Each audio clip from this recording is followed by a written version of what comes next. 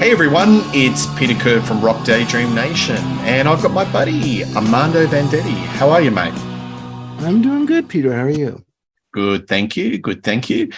Really looking forward to today's show. The premise is that I have never played or heard a King Crimson album in my life. So I thought, shocked, Peter. I know. It's just one of those bands that I have not heard a single song. Do a review in the court of the Crimson King as a first-time listener. Now, I know, Armando, you have not heard this album right the way through, so it's a bit of a new experience for you. So what we're going to do is we're going to review track by track, the good, the bad, and indifferent.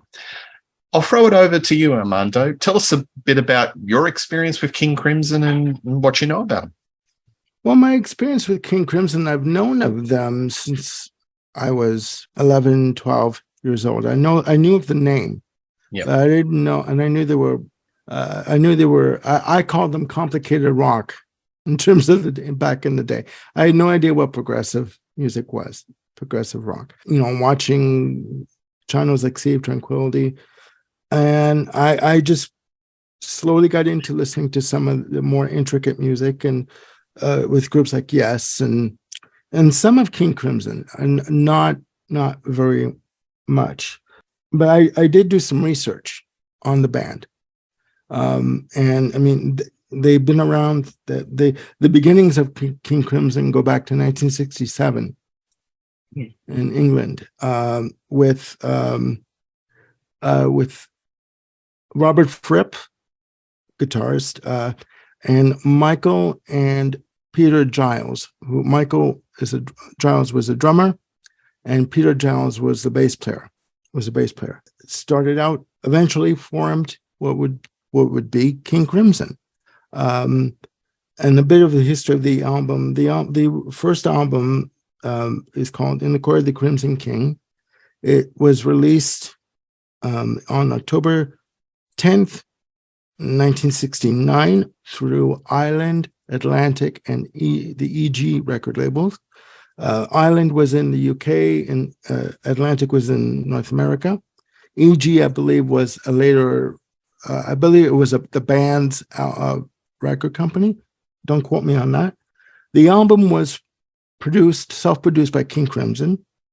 The original producer was supposed to be Tony Clark, right, who had worked with, among other bands, the Moody Blues.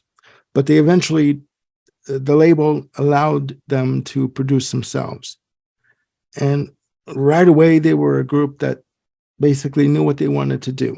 So I will give you the chart positions of this album. Again, released October 10th, 1969. In Australia, it peaked at number 7 on the charts. So quite popular in Australia. In Canada, it landed at number 27 as a peak. In the UK, it was a top 5 at number 5. And in the US, it landed at peaked at number 28.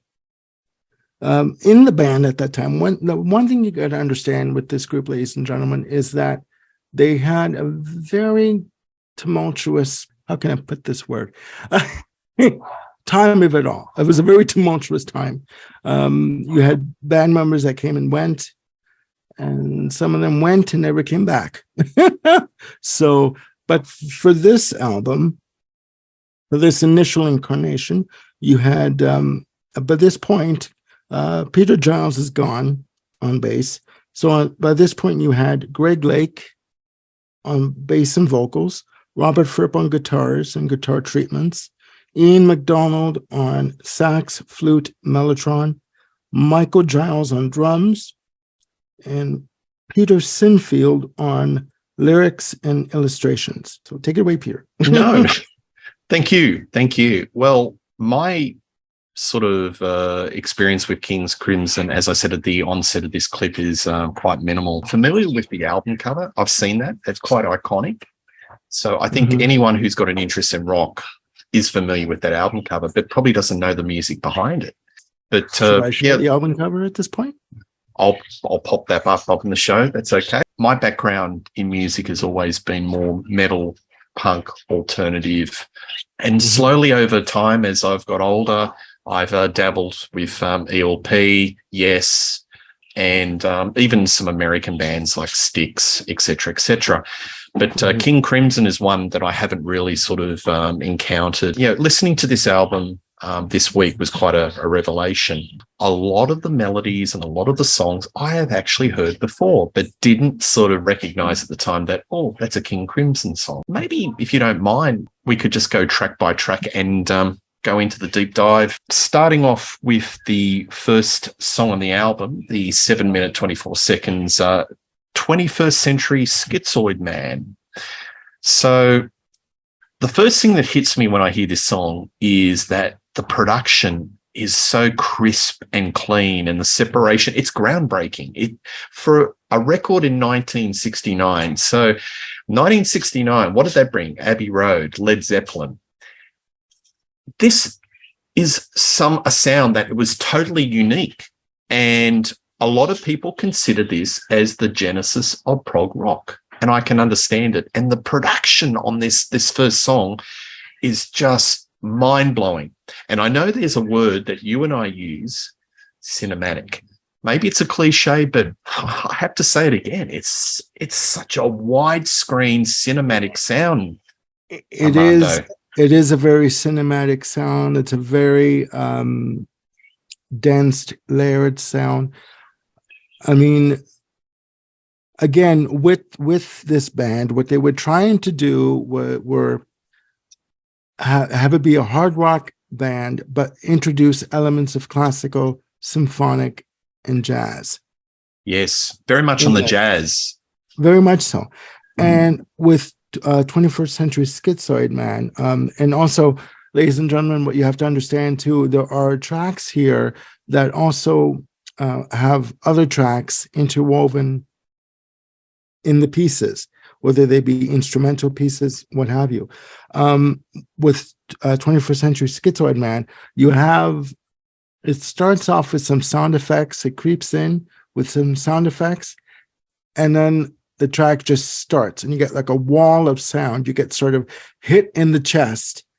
I imagine being at a rock concert for the very first time, and I remember being for my very first rock concert.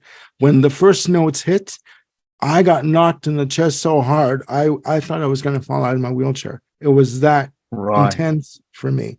And that's what you get. You get like a wall of sound, and guitars, and it sounds like horns that come in all together, that blend together. And then when the vocals come in, they're sort of like, this is not the proper technical term, but the vocals are sort of like they're fuzzed. They're sort of like, kind of like mashed up vocals, kind of an effect. From Greg Lake, he does the lead vocals on this album. Very distorted sort of vocals. It's distorted, that's the word. Yes. And in a way, and a reference that I'll make during the course of this show is some of this is not dated. It sounds very contemporary. And I actually think the vocals of Greg Lake makes this very contemporary, because there is some prog rock that is kind of dated because of the instrumentation and the production. But this song, to me, sounds very contemporary. And part of the reason why it sounds contemporary is that distortion of the Greg Lake's vocals. It's wonderful. That's right. And it really adds to part of it. That's right. And I mean, it does sound timeless. It doesn't sound like 1969. No. But again, I mean, that's what they were going for. And that's what they achieved with this. And with this song, the lyrical content, it's referring to, at the time they were referring to the Vietnam War and the governments involved that were keeping it going. And basically the title refers to people that endure life-altering situations or traumas and how they deal with it later on in life.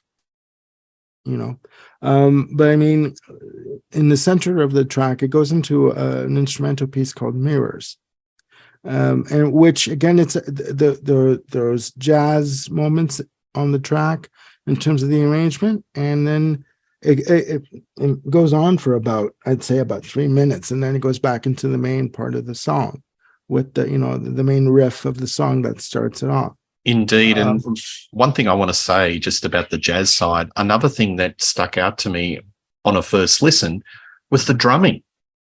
It's Michael, is it Giles? Michael Giles? Giles, thank you. His drumming's phenomenal. He is really plays masterfully. Mm-hmm. And that is one of the things that sort of stick out. When you listen to a song for the very first time, there may be a particular instrument or a particular line that grabs you.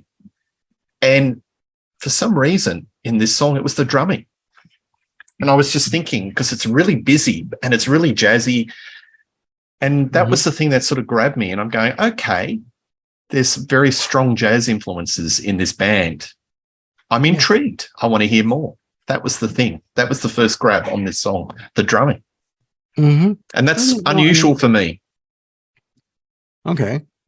Because, it's good that you're, I got to say, it's good that you're willing to learn about, listen to this album and listen to it with an open mind, because, when some people, when they hear the term, that this is a progressive rock album, they shut down. They don't want to hear it. They're like, it's for another time. It's for another generation. I'm not into that. I want to, but you're missing out by saying that.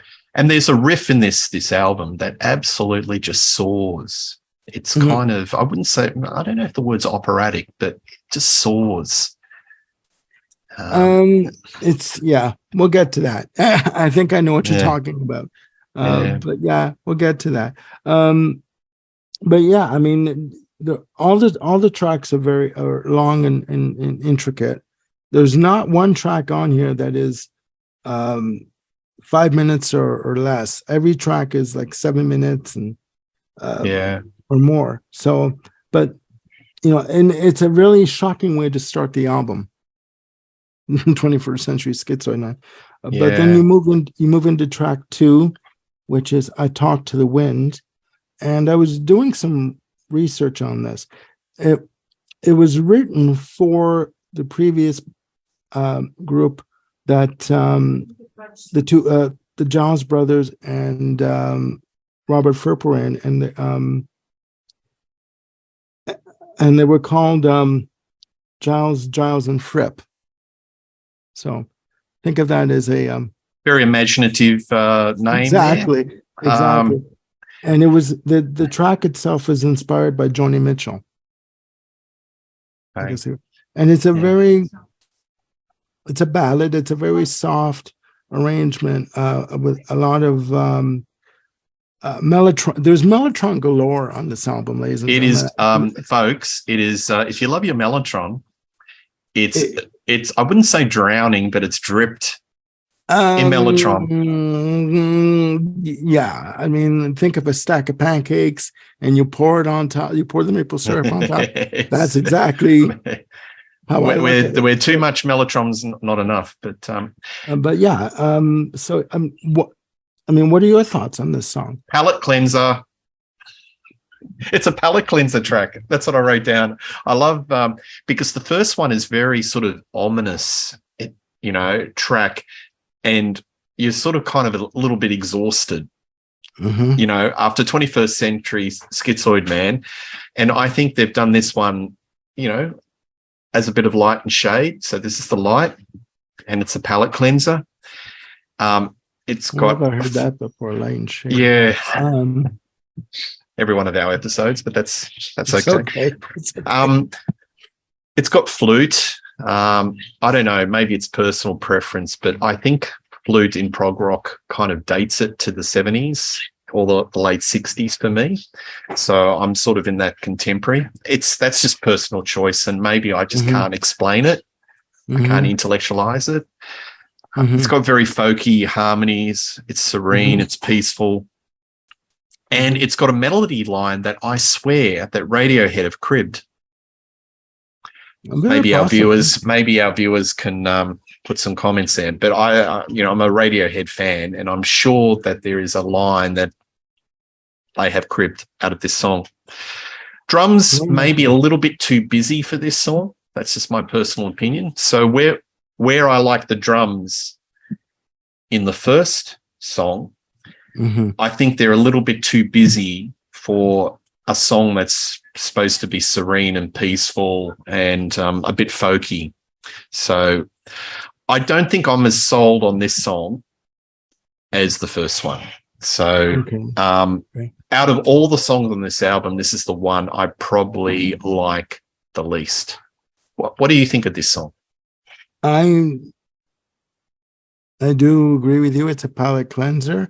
I do believe that after the mania and the passion and the veracity of 21st Century Schizoid Man, that this is a step down in terms of like, let's relax for a bit, and then just clear our mind, clear our heads a little bit.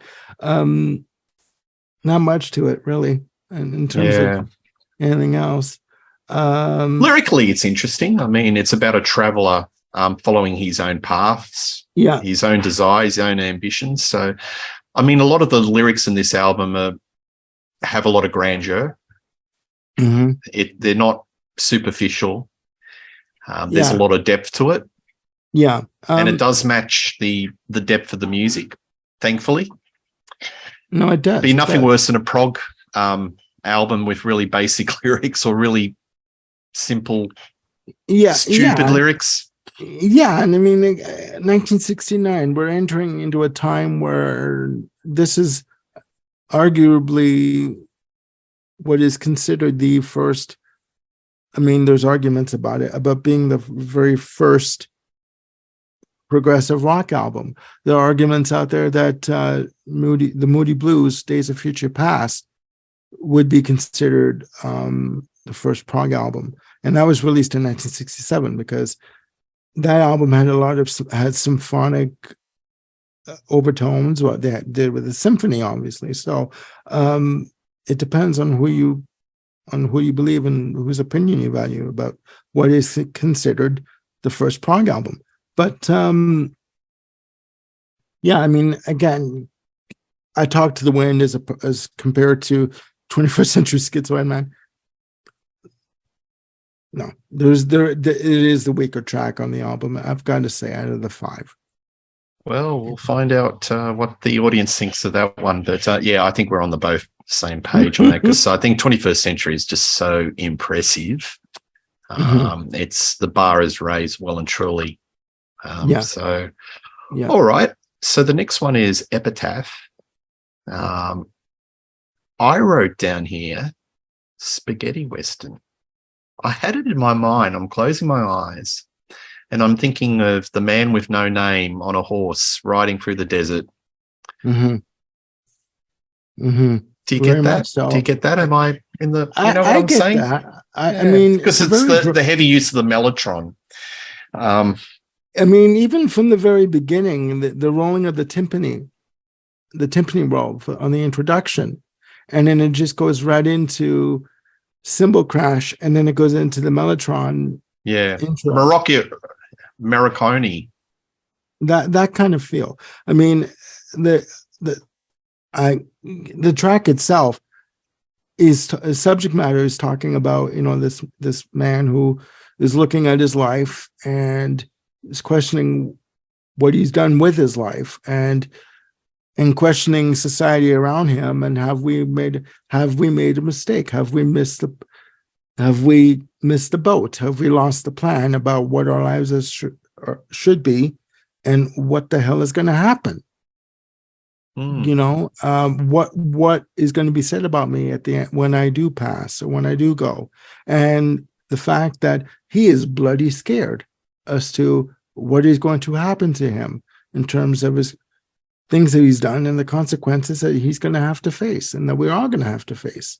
I mean, Greg Lake's vocals are very emotive, and I have to say, folks, that I've got a fair amount of ELP, and I think Greg Lake's vocals on this album are probably his best that I've heard. Very emotive. Yeah, this is, by the way, this is Pete Pardo's favorite track on the album. Right. Yeah. Or it could be Peter Kerr's favorite track of this album as well. There you but go. Yeah, But even on the outro, like on the coda, I guess you call it, like when the melody that the mellotron is playing, like on the outro, I mean, it's, and how it switches across to the acoustic for this yeah, really acoustic run. It's just so masterly. yeah, it's really emotional. It's just I can see how it can bring some people to tears. Well, it's in a minor key, and okay, I've got to say, folks, this is not a happy album. So it's not Mama and the Papas.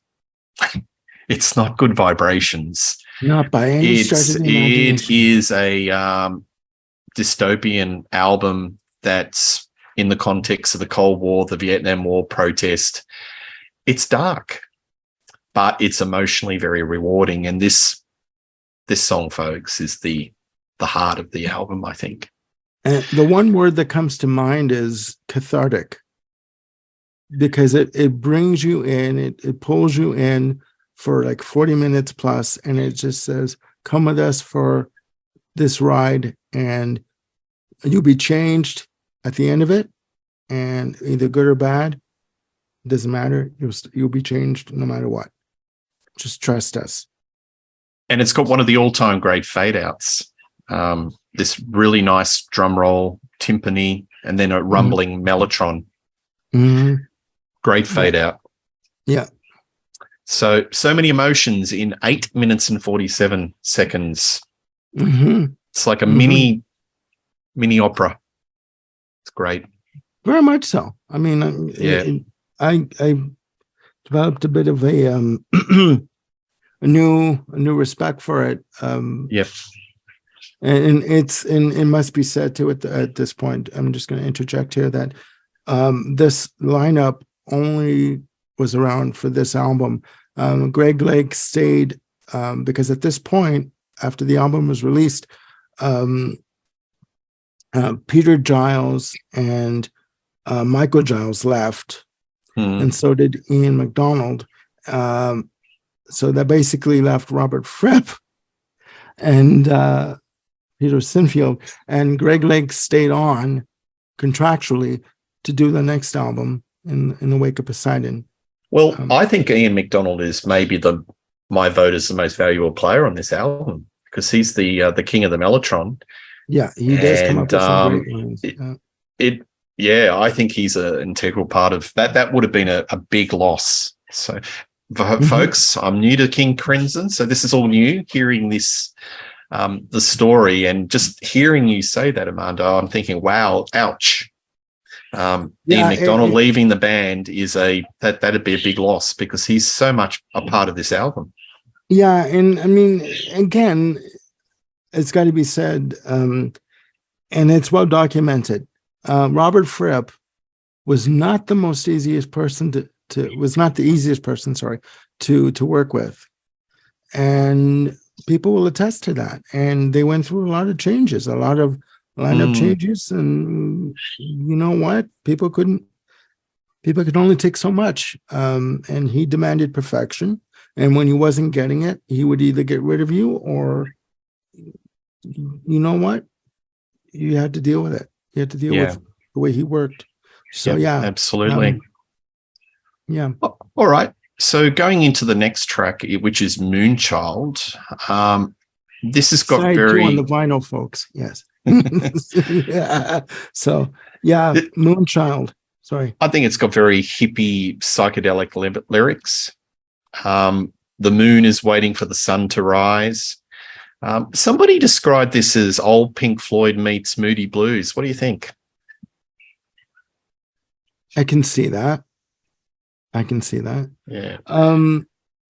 It's very dreamy, very ambient, delicate.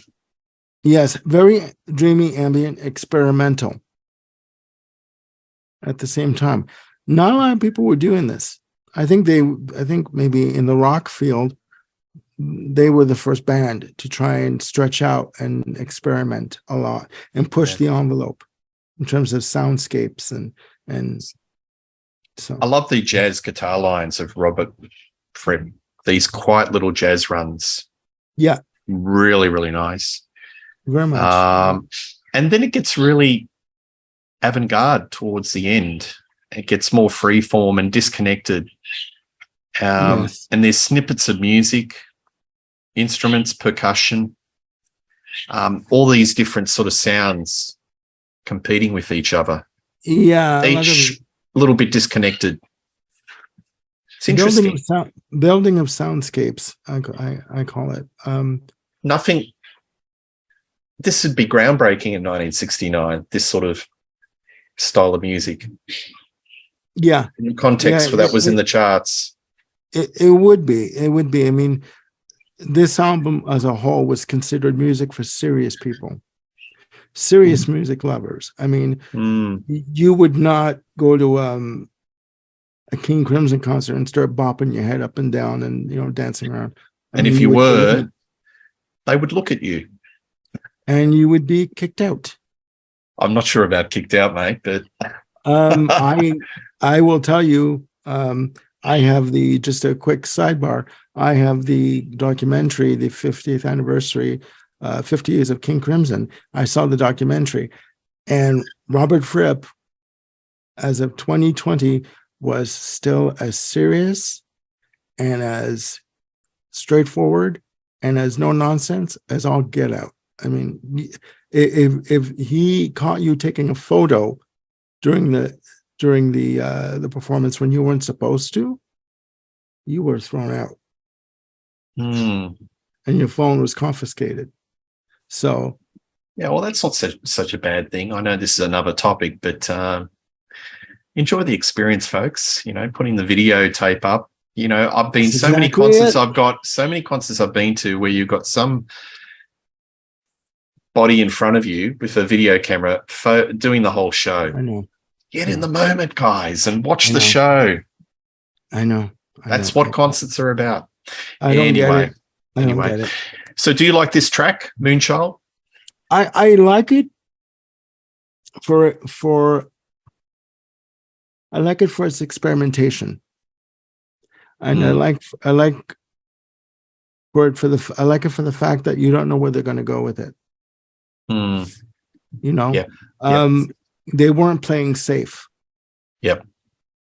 And they never intended to. And they presented themselves. This is the kind of music we want to present. You either like it or you don't. If you don't like it, fine, get out of the way. We're moving on. But this track, I think it's great. I think it's really good. Rightio. And then we have the finale, the Court of the Crimson King. Yes. Mellotron everywhere. Dripping. Rousing finale. And it's sort of like a lot of prog rock. It recaps a lot of melodic themes. Yes, it does. It does. I mean, and depending on which copy of the album you have, the track listings in terms of timing, it goes from 9 minutes 26 seconds to like 10 minutes and 3 seconds. It's like you don't really know which one to believe. But a little bit of background on this track: the Crimson King was written by Ian MacDonald and Peter Sinfield, and it started out as a country track for their previous group called The Creation. I think I've got one of their albums. Really? The Creation. Okay. So if you listen to the song, if you can imagine, obviously it's gone through various incarnations and arrangements, but if you can imagine this song as starting out as a country and western track. No, that's inconceivable.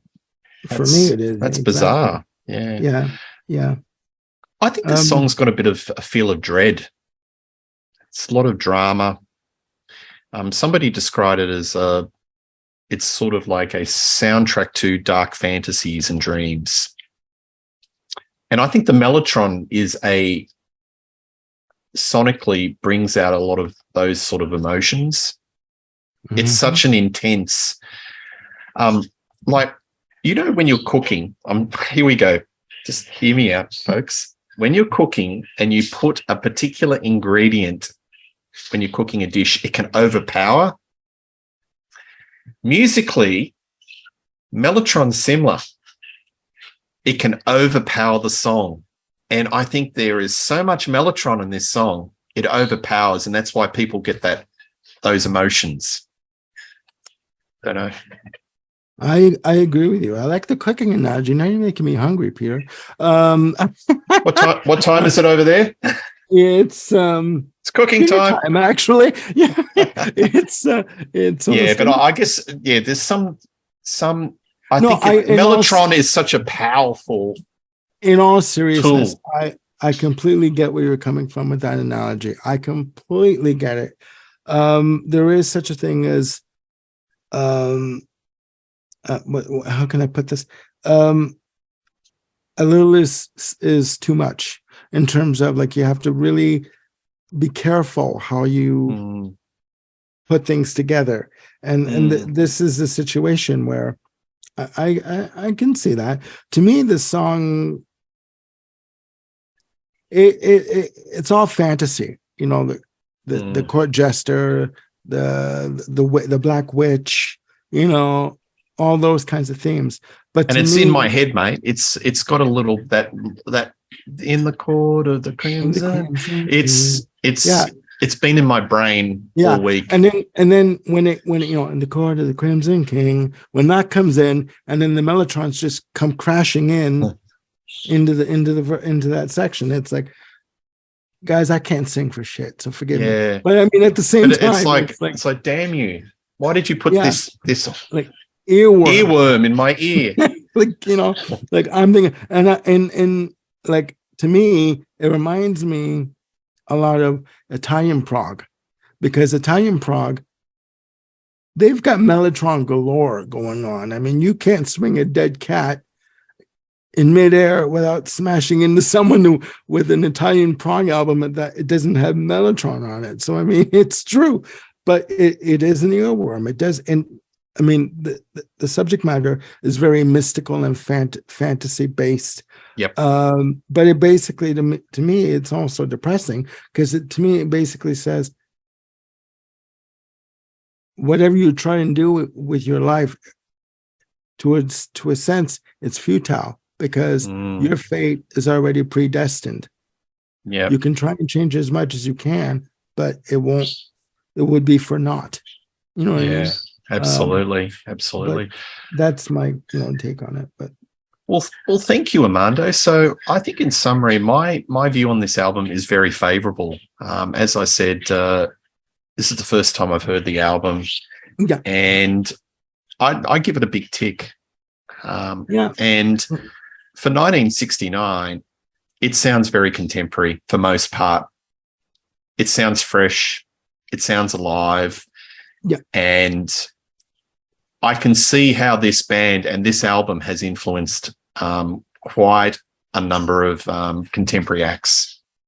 Looking at you, Radiohead. But I just think, and this being the genesis of prog rock, I think it's outrageous that King Crimson have not had a nod from the Rock and Roll Hall of Fame. So add that to the list, folks. It's just ridiculous. How can Yes and Rush get in the Rock and Roll Hall of Fame when this album, which is so groundbreaking and is still selling and ticking over, and I've gone to heaps of record fairs and seen young folk with that album tucked under their arm, still listening, and it doesn't get the Rock and Roll Hall of Fame, because the Rock and Roll Hall of Fame is about influence, and this album has influenced so many. And for God's sakes, it's been sampled by Kanye. So it's in popular culture. So end of the rant. I mean, I'm going to ask you a question in a second here, but what I think is, I mean, if I was to give this a rating for a first album, I'd give it 8.5.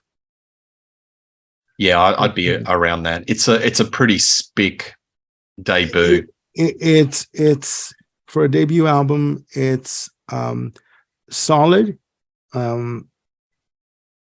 It's a good foundation to build on.